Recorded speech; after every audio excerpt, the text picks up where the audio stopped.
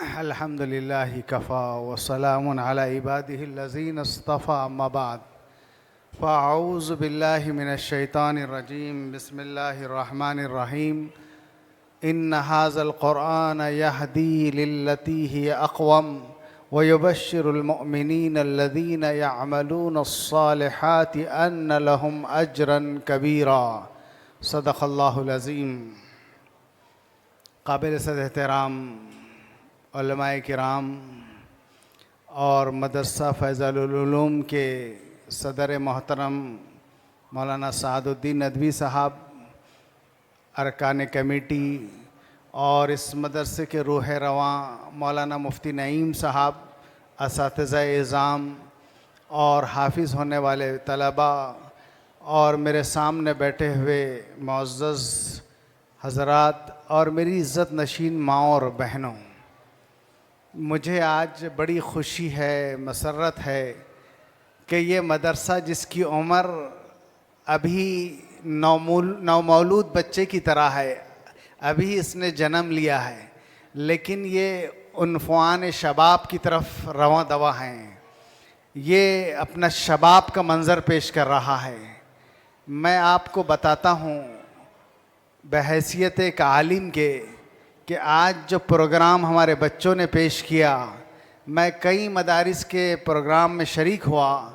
ایک انوکھے انداز میں ماشاءاللہ بچوں نے قرآن کی تلاوت کی تجوید کے ساتھ، اور 4 بچے ماشاءاللہ اس سال حافظ قرآن بن گئے اور 9-10 طلبہ نے اپنا ناظرہ مکمل کر دیا.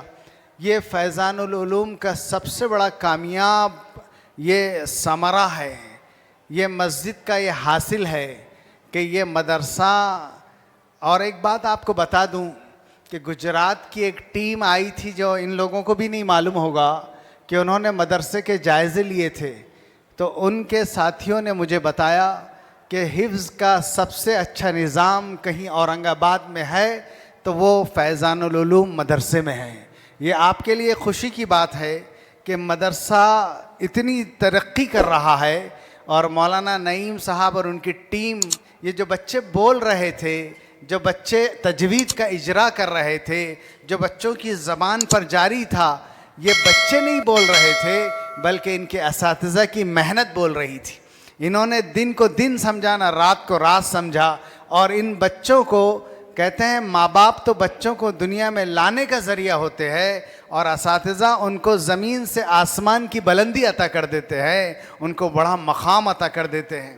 میرے دوستو بزرگوں، حدیث میں آتا ہے کہ ایک حافظ قرآن ایسے خاندان کے 10 افراد جن پر جہنم واجب ہو گئی تھی، وہ اپنی سفارش سے ان کو جنت میں لے جائے گا. کتنی بڑی خوشی کی بات ہے یہ کہ ایک حافظ قرآن کا یہ مقام، یہ مرتبہ کہ حافظ کا لفظ اس کو اللہ کی جانب سے ملا.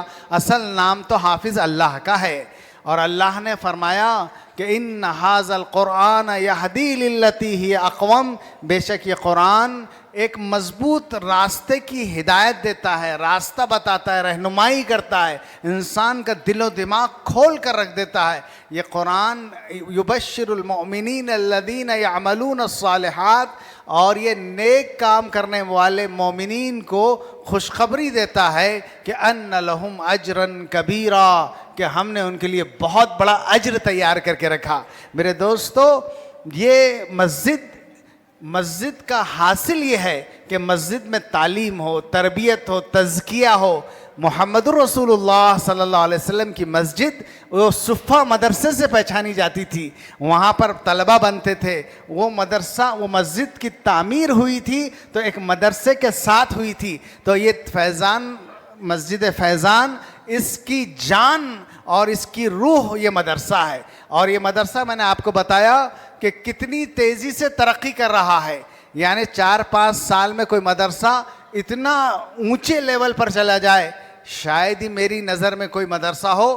کیونکہ میرا خود بچہ اسی مدرسے سے حافظ بنا، اور اس نے 7-8 سال ایسی ہی ضائع کر دیا تھا شروع میں کہیں اور پڑھ کر کہ اس کی نہ تجویز صحیح تھی نہ کچھ. لیکن مولانا نعیم صاحب کی شاگردی میں اس نے جب اپنے زانو تلمس طے کیا آج الحمدللہ وہ بہت اطمینان کے ساتھ تراویح سناتا ہے اور اس کا حفظ بہت شاندار طریقے سے یہاں پر مکمل ہوا۔ اللہ تعالیٰ ان کو بہترین جزائے خیر عطا فرمائے، دن دوگنی رات چوگنی ترقی عطا فرمائے اور ان طلبہ کو ان کے لیے ثواب جاریہ فرمائے۔ میں اس مدرسے کے صدر محترم کو بھی مبارکباد دوں گا اور کمیٹی اور تمام آپ حضرات کو، ہمارے آنے والی بہنوں کو، کہ یہ بچے آنے والا مستقبل ہے۔ اور حدیث میں آتا ہے ما نحل والد لولدہ، کسی ماں باپ نے اپنے بچے کو اس سے بڑا کوئی تحفہ نہیں دیا کہ اس کو اچھا ادب، اچھی تعلیم، اچھا علم، اس سے بڑا کوئی تحفہ آپ نے نہیں دیا۔ آپ نے اپنے بچے کو علم سے سکھایا، اس کو دین دیا، اس کو قرآن دیا، اس کو عصری تعلیم دی، اس کو ایک اچھا مسلمان بنایا۔ اس سے بہتر کوئی تحفہ نہیں۔ اور میرے دوستو، آج جو چیلنجز ہے، آج جو مصیبتیں ہیں، آج جو حالات ہے، ایک مرتبہ محمد رسول اللہ صلی اللہ علیہ وسلم نے یہ ارشاد فرمایا تھا کہ میں ایسے فتنوں کو اترتا ہوا دیکھ رہا ہوں جیسے تسبیح کے دانے ٹوٹ گئے ہو اور جیسے اندھیری رات کے ٹکڑے ہو۔ ایسے حالات میں تو صحابہ نے پوچھا تھا مل مخرج یا رسول اللہ، ایسے فتنوں سے نکلنے کا راستہ کیا ہے، ایگزٹ کیا ہے، کیسے نکلیں گے ہم، کیسے باہر آئیں گے؟ تو آپ نے فرمایا تھا اس کا ایگزٹ اور اس کا مخرج اور اس سے نکلنے کا راستہ دو چیزیں بتائی تھی آپ نے، کتاب اللہ و سنتی، میری اللہ کی کتاب قرآن پاک اور میرا طریقہ، میری سنت، یعنی حضور صلی اللہ علیہ وسلم کی احادیث۔ یہی دو راستے سے ہم باہر نکل سکتے، اس کے علاوہ کوئی راستہ نہیں۔ اور میرے دوستو، میری بہنیں یہاں آئی ہوئی ہیں بہت کثیر تعداد میں ماشاءاللہ، اور میں ان سے یہ کہنا چاہتا ہوں، یہ پورا محلہ مسلمانوں کا ایک گڑھ ہے، مسلمانوں کی آبادی ہے، ہر گھر یہاں پر اسلام کا ایک نمونہ ہے۔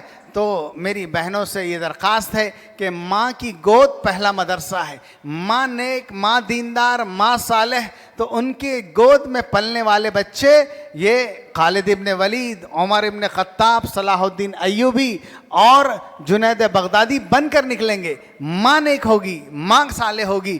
دیکھو ایک ماں جب سجدے میں جاتی ہے تو ایک معصوم بچہ بھی اس کے ساتھ سجدے میں جاتا ہے، ماں کو کاپی کرتا ہے، ماں کی طریقے کو وہ لیتا ہے۔ اور اگر گھر میں دینداری نہیں ہے، گھر میں غلط بات ہے، گھر میں جھوٹ ہے، گھر میں موبائل ہے، گھر میں بچے اسکرین پر فلمیں بنا رہے ہیں اور بہت سے ریلز ڈال رہے ہیں اور ناچ اور گانے ہیں، تو پھر آپ مت امید رکھیے کہ ہمارے حالات کوئی بدلنے والے ہیں۔ حالات نہیں بدلیں گے۔ اللہ نے کہا ان اللہ لا یغیر ما بقوم حتی یغیروا ما بانفسہم، اللہ نے آج تک اس قوم کی حالت نہیں بدلی جس سے خود اپنی حالت کے بدلنے کا احساس نہ ہو۔